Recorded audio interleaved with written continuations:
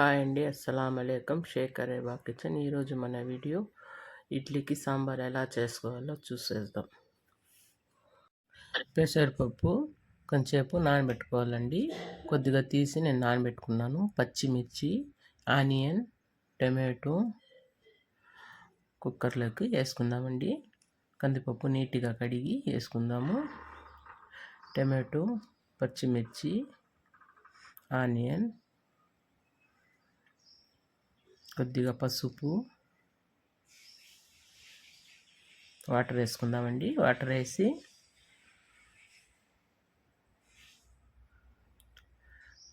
ఒక 2-3 విజిల్కి పెట్టేస్తామండి. కొద్దిగా చింతపండు నానబెట్టుకుందాము.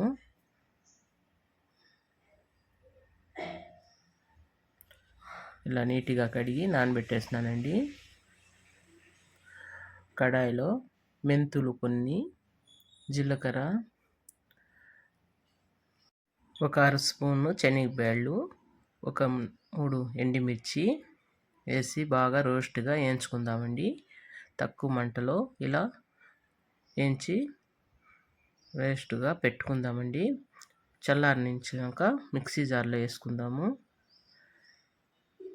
కుక్కర్లో పప్పు ఉడికిపోయిందండి. మిక్సీ జార్లోకి వేసుకొని పప్పు, చింతపండు, ఉడికించుకున్న పప్పు చింతపండు వేసి మిక్సీ పెట్టేద్దామండి. పాత్ర పెట్టుకొని నూనె పోసుకుందాము. ఆవాలు, కరివేపాకు, ఎండుమిర్చి,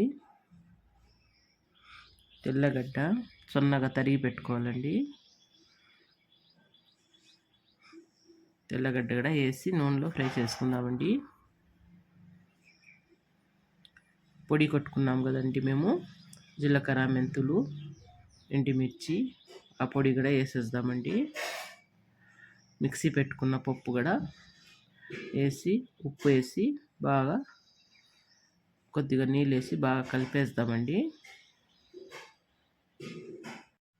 వాటర్ వేసుకొని బాగా కలుపుకుందామండి.